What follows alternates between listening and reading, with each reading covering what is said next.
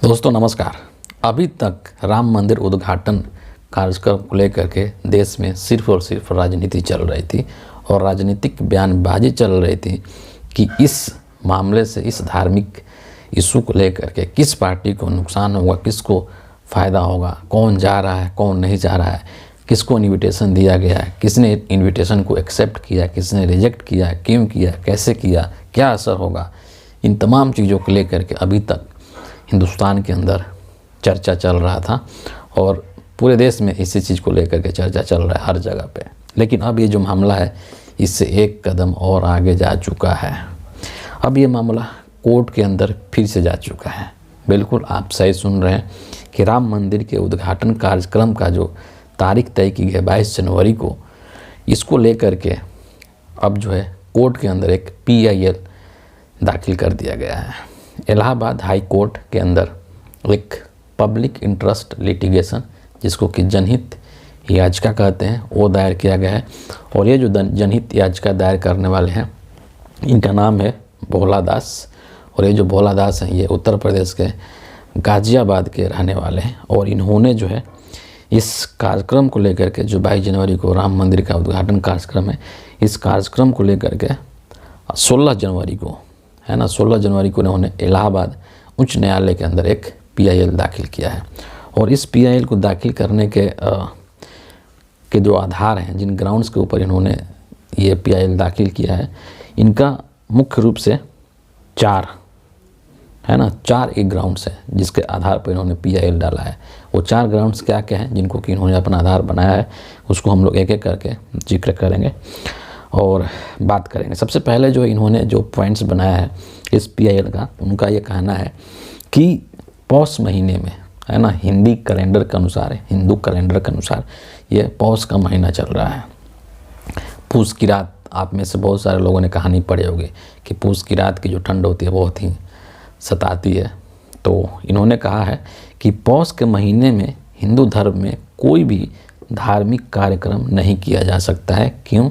कि यह हिंदू रीति रिवाज, परंपरा या फिर हिंदू कैलेंडर के खिलाफ है, वो उसका पालन नहीं करता है। और इसीलिए इतने पवित्र काम को, जो कि राम मंदिर के अंदर रामलला का प्राण प्रतिष्ठा का काम है, इसको इस महीने के अंदर संपन्न नहीं किया जा सकता है। ये इनका पहला ग्राउंड है। दूसरा इनका ग्राउंड है कि जो राम मंदिर का निर्माण प्रक्रिया है वो अभी पूरी नहीं हुई है, वो एक अंडर कंस्ट्रक्शन है। और अंडर कंस्ट्रक्शन मंदिर के अंदर, एक अर्धनिर्मित मंदिर के अंदर भगवान की प्राण प्रतिष्ठा नहीं की जा सकती। आपको पता है कि राम मंदिर जो बन रहा है अभी, उसका भी जो शिखर है वो नहीं बना है और ये बहुत सारी चीज़ें जो है वो अभी इनकम्प्लीट है, अधूरी हैं। तो हिंदू धर्म के अनुसार, सनातन जो परंपरा है, सनातन जो धर्म है, उसके अनुसार इस तरीके के जो अर्धनिर्मित मंदिर है उसमें प्राण प्रतिष्ठा नहीं की जा सकती है। और भी इसके बारे में हम लोग बात करेंगे। तीसरे पॉइंट के बारे में आते हैं। इनका तीसरा पॉइंट क्या है? तो इनका तीसरा पॉइंट ये है कि अभी क्या है कि लोकसभा का चुनाव होना है 2024 के अंदर, और इसीलिए नरेंद्र मोदी इस धार्मिक मुद्दे का राजनीतिकरण करना चाहते हैं और इससे हिंदुओं के वोट का ध्रुवीकरण करके और उनका वोट पाना चाहते हैं इस मंदिर का उद्घाटन करके। तो एक तरीके से ये लोगों के आस्था और विश्वास के साथ एक मजाक है, कि खिलवाड़ है कि आप एक धर्म को, एक धार्मिक मुद्दे को आप किस तरीके से उसको राजनीति में तब्दील कर रहे हैं। चौथा जो मुद्दा है इनका, आखिरी, बहुत ही दिलचस्प है। इनका कहना है कि मोदी जी के हाथ से और योगी जी के हाथ से मंदिर के अंदर जो मूर्ति है उसकी प्राण प्रतिष्ठा नहीं होनी चाहिए। इसके पीछे जो लॉजिक है, क्यों नहीं होनी चाहिए, ये बहुत ही इंटरेस्टिंग है। पहले आपको ये समझना है कि चाहे वो नरेंद्र मोदी हो, देश के प्रधानमंत्री, या फिर उत्तर प्रदेश के मुख्यमंत्री योगी आदित्यनाथ हों, वो मुख्यमंत्री हैं और ये प्रधानमंत्री हैं। और ये जो दोनों पद है वो एक संवैधानिक पद है ना। और संवैधानिक पद है, इसका मतलब कि आपको, जब आप इस पद की शपथ लेते हैं तो आप संविधान की शपथ लेते हैं जब इस पद पर आप बैठते हैं, है ना। और जब संविधान की शपथ लेते हैं तो वो संविधान जो है वो क्या कहता है कि हमारा देश एक धर्मनिरपेक्ष राष्ट्र है, एक सेकुलर कंट्री है। और एक धर्मनिरपेक्ष राष्ट्र का कोई भी निजी धर्म नहीं होता है, वो सभी धर्मों को समान रूप से देखता है, सर्वधर्म समभाव के भाव से देखता है। किसी भी एक धर्म को प्रमोट नहीं करता है और किसी भी एक धर्म को हतोत्साहित नहीं करता है। और जब आप इस तरीके के एक संवैधानिक पद पर बैठे हुए हैं तो आपके लिए इस देश के सभी धर्म, हिंदू, मुस्लिम, सिख, ईसाई, सब जो वो बराबर हैं। तो इसीलिए अगर आप ऐसी स्थिति में अगर आप एक मंदिर का उद्घाटन करते हैं तो कहीं ना कहीं जो हमारा देश का जो धर्मनिरपेक्षता का जो चरित्र है उसका आप हनन करते हैं। जो हमारा मूल चीज़ है धर्मनिरपेक्षता का, वो चीज़ का आप उल्लंघन करते हैं। और इसीलिए नरेंद्र मोदी जी को या फिर योगी जी को नहीं करना चाहिए प्राण प्रतिष्ठा का काम। ये संवैधानिक मूल्यों का उल्लंघन है बेसिकली अगर देखा जाए तो। ये जो है इनका 4 पॉइंट है और इसमें से सभी पॉइंट्स का जितने भी पॉइंट्स इन्होंने रेज किए हैं ये पॉइंट्स अब पब्लिक प्लेटफॉर्म पे है, ये पब्लिक डोमेन के अंदर है। आप सामान्य लोगों की बात छोड़ दीजिए, जो सामान्य नागरिक हैं हमारे आपकी तरह, इनकी बात छोड़ दीजिए। जो धर्म के व्याख्याता हैं, हिंदू धर्म के जो लीडर हैं, जो अथॉरिटी हैं, जो शंकराचार्य हैं, उन्होंने भी यही सारे पॉइंट्स रेज किए हैं, है ना। शंकराचार्य ने कहा है कि ये कोई मुहूर्त ही नहीं है, ये कोई ऐसा मुहूर्त ही नहीं है शुभ जिसमें कि इस मंदिर के अंदर रामलला की प्राण प्रतिष्ठा की जाए। और शंकराचार्य ने तो यहाँ तक कह दिया है कि भैया अर्धनिर्मित मंदिर के अंदर उसका शिखर ही नहीं है। और अगर अभिमुक्तेश्वर महाराज जी ने बोला है कि अगर अर्धनिर्मित मंदिर के अंदर आप प्राण प्रतिष्ठा करते हैं तो उसके अंदर मूर्ति तो आप राम जी की रख देंगे, लेकिन उस मूर्ति के अंदर असुर का वास हो सकता है, राक्षसों का निवास हो सकता है। तो जब आप उस मंदिर के अंदर पूजा करने जाएंगे तो आपके सामने मूर्ति राम जी की है, लेकिन उस मूर्ति के अंदर असुर का वास है, राक्षस का वास है।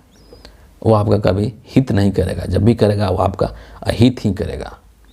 तो इस चीज़ को लेकर के सभी शंकराचार्य बात कर रहे हैं कि कोई मुहूर्त नहीं है और कोई ऐसी अभी हड़बड़ी नहीं है कि एक अर्धनिर्मित मंदिर के अंदर प्रतिष्ठा की जाए, प्राण प्रतिष्ठा की जाए। और उन्होंने भी कहा है कि ये जो है मोदी जी सिर्फ इसलिए कर रहे हैं क्योंकि इसका चुनावी लाभ लेना चाहते हैं। सभी लोग कह रहे हैं चीज़ को, और संवैधानिक पहलू को भी इसमें देखना बहुत ज़रूरी है। क्या सबसे बड़ा सवाल है कि क्या नरेंद्र मोदी आज राम मंदिर का उद्घाटन कर रहे हैं, क्या यही नरेंद्र मोदी किसी मुसलमानों के मस्जिद का उद्घाटन कर सकते हैं? क्या यही नरेंद्र मोदी किसी गुरुद्वारे का उद्घाटन कर सकते हैं? क्या यही नरेंद्र मोदी, यही आरएसएस, यही बीजेपी बाकी जो धर्म के मंदिर हैं, मस्जिद हैं, गुरुद्वारे हैं, चर्च हैं, क्या उनके उद्घाटन में इस तरीके से बढ़ चढ़ करके हिस्सा ले सकते हैं? क्या अभी जो पूरा जो तामझाम किया जा रहा है क्या उसी तरीके से किसी मस्जिद का उद्घाटन कर सकते हैं? नहीं कर सकते हैं ना। तो इसका मतलब क्या है कि आप एक संवैधानिक पद पर होते हुए आप गैर संवैधानिक काम कर रहे हैं। इस चीज़ से कोई इनकार नहीं कर सकता है। जिसको संविधान की पता है, जिसको ये चीज़ पता है कि हमारा देश एक सेकुलर कंट्री है, एक धर्मनिरपेक्ष राष्ट्र है। तो ये जो 4 पॉइंट्स इन्होंने, जो याचिकाकर्ता हैं भोला दास, जो उठाए हैं, ये बहुत ही एक तरह से जेन्युइन पॉइंट्स है और इसमें किसी भी तरीके का कोई ऐसा दिख नहीं रहा है गड़बड़ी। लेकिन अब चूँकि ये मामला इलाहाबाद उच्च न्यायालय के अंदर जा चुका है, इलाहाबाद हाई कोर्ट के अंदर जा चुका है और 22 जनवरी को इसकी उद्घाटन ही है, तो उसके पहले इसकी सुनवाई होनी तय है। अब देखना होगा, ये दिलचस्प होगा कि इलाहाबाद हाई कोर्ट किस तरीके के डिसीजन देता है। क्या 22 जनवरी के जो उद्घाटन कार्यक्रम है क्या उस पर रोक लगा दी जाएगी या उसको इलाहाबाद हाई कोर्ट के द्वारा उसको हरी झंडी दिखा दी जाएगी और इनकी जो याचिका है, जनहित याचिका, इसको रद्द कर दी जाएगी। इस पर ध्यान सभी का रहेगा। फिलहाल इस वीडियो के लिए इतना ही है। आप सभी का बहुत बहुत धन्यवाद।